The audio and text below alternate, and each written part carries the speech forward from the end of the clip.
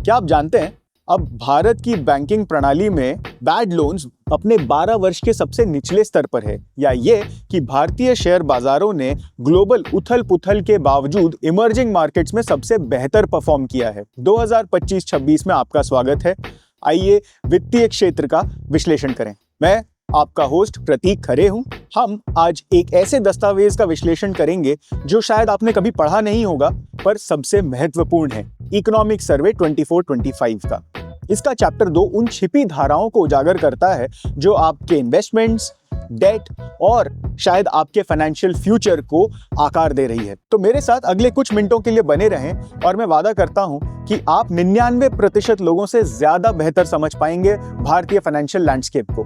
भारत पर ध्यान केंद्रित करने से पहले आइए एक वैश्विक मंच तैयार करते हैं।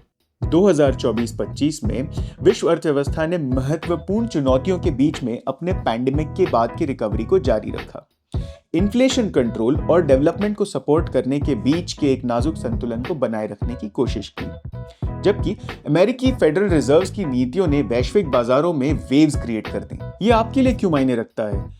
क्योंकि हमारी इस इंटरकनेक्टेड ग्लोबलाइज्ड दुनिया में जो लंदन, न्यूयॉर्क, टोक्यो में होता है, वो दिल्ली, मुंबई और आपकी अपनी फाइनेंशियल वेलबींग को भी प्रभावित करता है। जब अमेरिकी डॉलर स्ट्रांग होता है या फिर अमेरिकी बाजारों में सुधार आता है, तब भारतीय शेयर मार्केट भी इसे महसूस करता है। आपके म्यूचुअल फंड्स के रिटर्न्स बदलते हैं और यहाँ तक कि इंपोर्टेड गुड्स की लागत भी चेंज हो जाती है। वित्तीय मंत्रालय द्वारा प्रकाशित इकोनॉमिक सर्वे 2024-25 महज एक दस्तावेज नहीं है, ये एक रोड मैप है जो इस जटिल वैश्विक परिस्थिति की तंत्र में भारत कहां खड़ा है और क्या चुनौतियों के सामने खड़ा है और इन्हें कैसे फेस कर रहा है, ये बताता है। औसत भारतीय के लिए ये डेवलपमेंट्स सीधे आपके लोन इंटरेस्ट रेट्स, आपके इन्वेस्टमेंट्स पे रिटर्न्स और आपकी जॉब सिक्योरिटी में तब्दील होते हैं। चाहे आप स्टूडेंट हो, प्रोफेशनल हो, इंडस्ट्रियलिस्ट हो या रिटायर्ड हो, इन रुझानों को समझना आपके स्मार्ट फाइनेंशियल डिसीजंस के लिए महत्वपूर्ण है।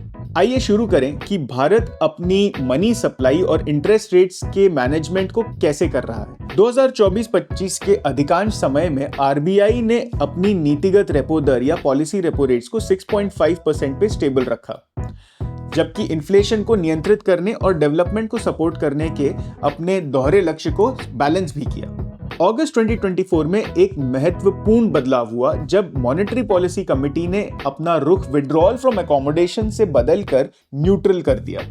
इसका मतलब ये कि आरबीआई अगस्त तक मेनली इन्फ्लेशन कंट्रोल करने के लिए मनी सप्लाई को कम रख रही थी, जबकि इकोनॉमी की ग्रोथ के लिए इंटरेस्ट रेट्स को यूजुअली कम रखा जाता है।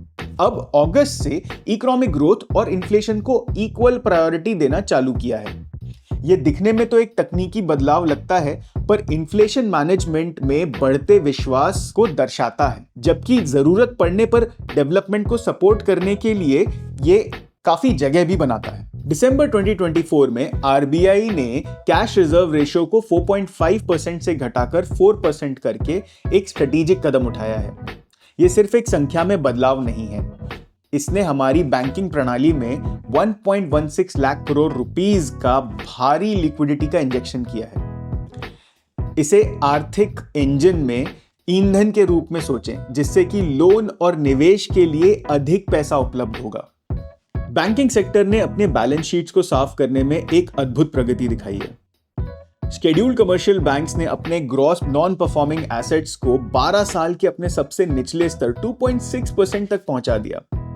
क्या आपको कुछ साल पहले की बैंकिंग क्राइसिस याद है, जहां पे ये फिगर्स डबल डिजिट्स में हुआ करते थे?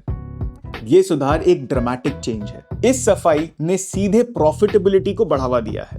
इससे फाइनेंशियल ईयर 24-25 के फर्स्ट 6 मंथ्स के दौरान बैंकों के प्रॉफिट आफ्टर टैक्स को 22.2% तक बढ़ा दिया। आर्थिक विकास को बढ़ावा देने के लिए अधिक लेंडिंग कैपेसिटी बहुत जरूरी है। बैंक डिपॉजिट्स ने 11.1% की डबल डिजिट ग्रोथ बनाए रखी, जबकि क्रेडिट ग्रोथ कम होकर 11.8% हो गई। ये सस्टेनेबल ग्रोथ की एक निशानी है। शायद सबसे बड़ा ट्रांसफॉर्मेटिव डेवलपमेंट फाइनेंशियल इंक्लूजन में रहा है और इसमें रूरल फाइनेंशियल इंस्टीट्यूशंस का बहुत बड़ा योगदान है।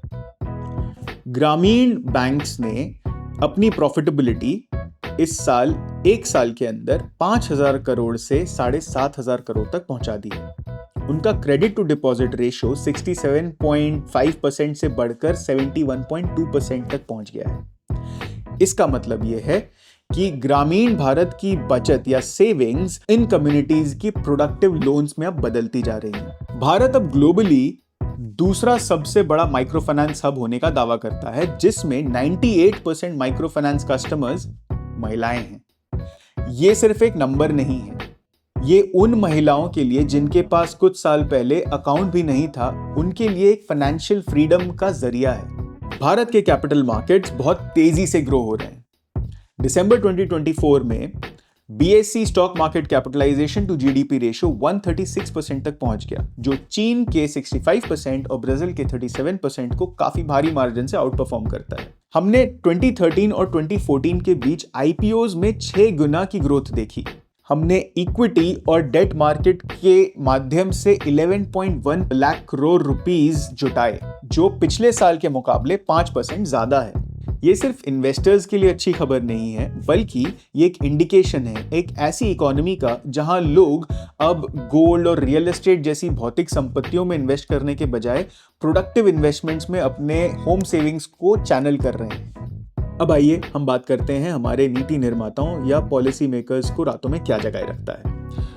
इकोनॉमिक सर्वे इन चीजों को विशेष रूप से हाईलाइट भी करता है। सबसे पहले अमेरिकी फाइनेंशियल मार्केट्स में से कुछ उभरते हुए रिस्क्स। अमेरिका के MSCI वर्ल्ड इंडेक्स का 75% हिस्सा होने का मतलब यह है कि वहां कोई भी बड़ा रिफॉर्म वैश्विक स्तर पर झटके प्रेजेंट करता है। सर्वेक्षण विशेष रूप से इंडिकेट करता है कि अमेरिकी स्टॉक वैल्यूएशन अब अनाकर्षक क्षेत्र में प्रवेश कर चुका है, जिसमें कि S&P का केप रेशो इतिहास में अपने सबसे तीसरे उच्चतम स्तर पर है। S&P केप रेशो जब हाई जाता है तो फ्यूचर में लोअर रिटर्न्स की तरफ इंडिकेट करता है।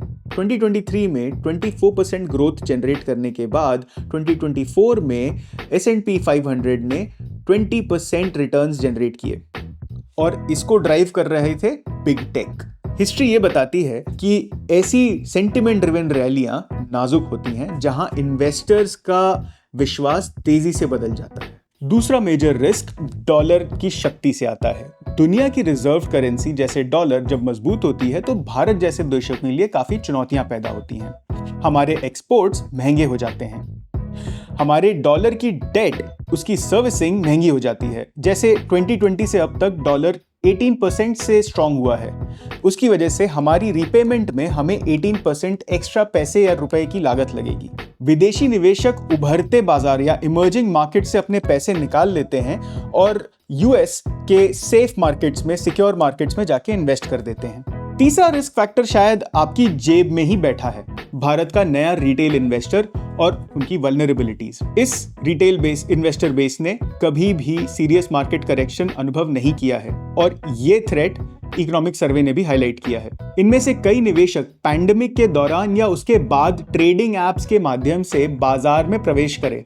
सर्वेक्षण में एक वार्निंग है उन रिटेल नए इन्वेस्टर्स के लिए जिन्होंने केवल बुल मार्केट का एक्सपीरियंस किया है। ग्लोबल इकोनॉमिक फ्रैगमेंटेशन, प्रोटेक्शनिज्म और जियोपॉलिटिकल कॉन्फ्लिक्ट्स, ये सारे चैलेंजेस इंडिया के एक्सपोर्ट सेक्टर को और ब्रॉडर इकोनॉमिक एक्टिविटी को चैलेंज जरूर करते हैं। तो मेन कंक्लूजन्स क्या हैं और इससे भी इंपॉर्टेंट आपके लिए क्या एक्शन आइटम्स हैं? सबसे पहले, भारत की फाइनेंशियल सिस्टम फंडामेंटली स्ट्रांग है, स्टेबल है और रेजिलिएंट है।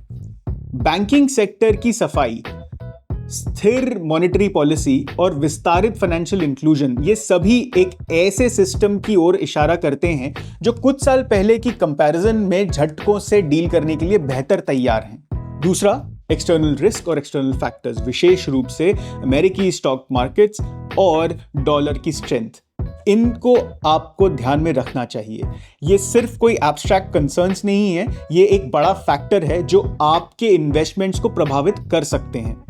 अगर आप एक इन्वेस्टर हैं तो इन प्रैक्टिकल स्टेप्स को आप ध्यान रखें। अपने पोर्टफोलियो की समीक्षा करें कि उसमें हाई वैल्यूएशन स्टॉक्स या सेक्टर्स में कोई अत्यधिक एक्सपोजर ना हो। एसेट क्लासेस में पर्याप्त डाइवर्सिफिकेशन सुनिश्चित करें। अगर आप बाजार सुधारों के बारे में चिंतित हैं तो कुछ रक्षात्मक या डिफेंसिव पोजीशंस का विचार करें। और घबराएं नहीं, लॉन्ग टर्म इन्वेस्टर्स को बाजार में करेक्शंस को एक इन्वेस्टमेंट अपॉर्चुनिटी की तरह भी देखना चाहिए। अगर आप बिजनेस ओनर हैं तो अपने डॉलर के रेवेन्यू और कॉस्ट दोनों की समीक्षा करें और जो भी हेजिंग नीड्स हैं उसको आइडेंटिफाई करें। आपके कैपिटल एक्सपेंडिचर्स को हायर इंटरेस्ट रेट्स कैसे इफेक्ट करते हैं ये ध्यान दें और सोचें कि बढ़ती क्रेडिट अवेलेबिलिटी आपके लिए कोई नई बिजनेस अपॉर्चुनिटीज क्रिएट कर रही हैं या नहीं। अगर आप पर्सनल फाइनेंसेस में इंटरेस्टेड हैं तो ध्यान रखें कि क्रेडिट और डिपॉजिट्स दोनों में वृद्धि हुई है, जिसकी वजह से इंटरेस्ट रेट्स स्थिर हो सकते हैं। विचार करें कि क्या फिक्स्ड डिपॉजिट और म्यूचुअल फंड आपको आकर्षक रिटर्न्स प्रदान कर सकते हैं। सुनिश्चित करें कि आप फॉर्मल बैंकिंग और डिजिटल पेमेंट्स के माध्यम से भारत के फाइनेंशियल इंक्लूजन की क्रांति में भाग ले रहे हैं। अगर आपको इकोनॉमिक सर्वे का इस चैप्टर 2 का विश्लेषण अच्छा लगा तो लाइक, शेयर और सब्सक्राइब करें और कमेंट्स में हमें बताएं कि आप हमसे और कौन से टॉपिक्स कवर करवाना चाहते हैं। धन्यवाद।